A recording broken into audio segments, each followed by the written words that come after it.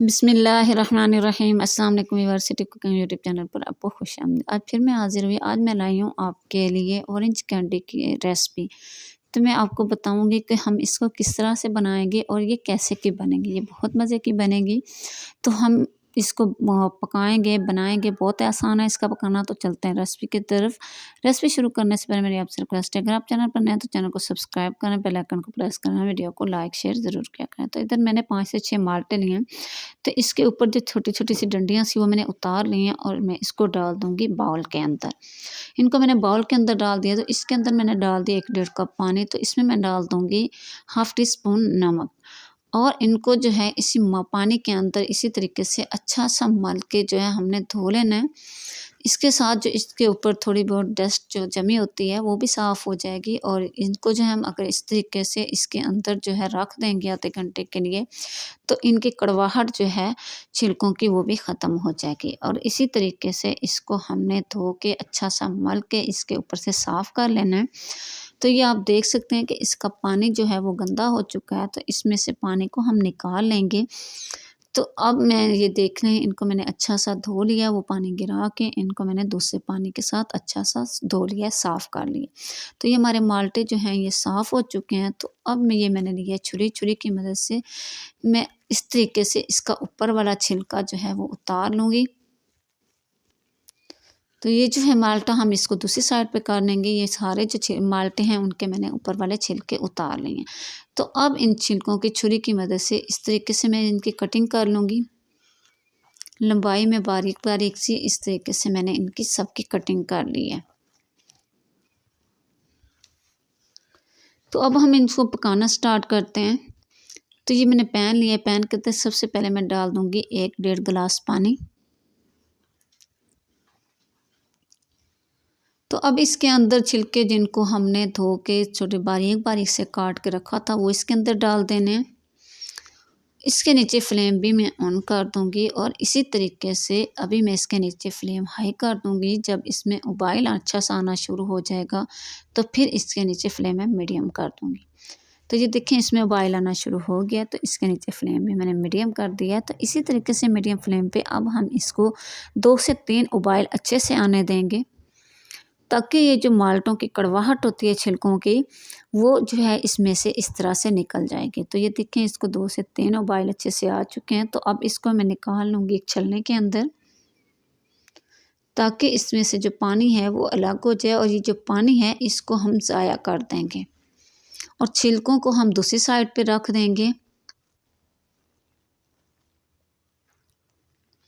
तो छिलकों को मैंने प्लेट के अंदर निकाल के दूसरी साइड पे रख दिया। तो ये पैन लिया है। पैन के अंदर मैं डाल दूँगी आधी प्याली चीनी की और इसमें मैं डाल दूँगी 2 से 4 टेबल स्पून पानी और चम्मच की मदद से मैं इधर इसकी अच्छी सी मिक्सिंग कर लूँगी।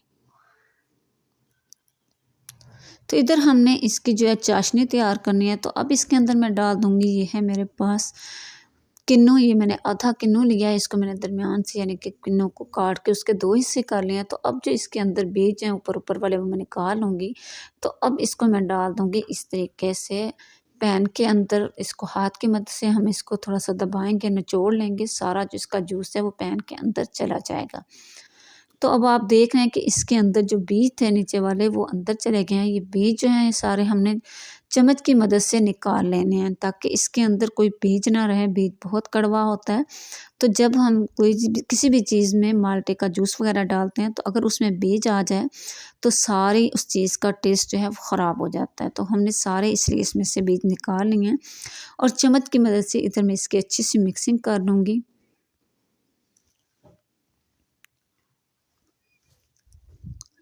और इधर जो है मैं इसकी अच्छी सी चाशनी तैयार कर लूँगी। इधर इसकी चाशनी तैयार हो चुकी है। तो अब इसके अंदर मैं डाल दूँगी वो ऑरेंज के छिलके जिनको उबाल करके मैंने साइड पे करके रख दिया था। तो इस तरीके से ये मैंने इसके अंदर डाल दिया और चम्मच की मदद से मैं इधर इसकी अच्छी सी मिक्सिंग कर लूँगी। इसके नीचे मैं फ्लेम बिल्कुल स्लो कर दूँगी। और अगर आपने अभी तक मेरे चैनल को सब्सक्राइब नहीं किया तो प्लीज़ मेरे चैनल को सब्सक्राइब कर लें। ये आपकी तरफ से हमारी हौसला अफ़ज़ाई होती है। और इसी तरीके से इसके अंदर मैं इसको 4 से 5 मिनट तक पकाऊंगी।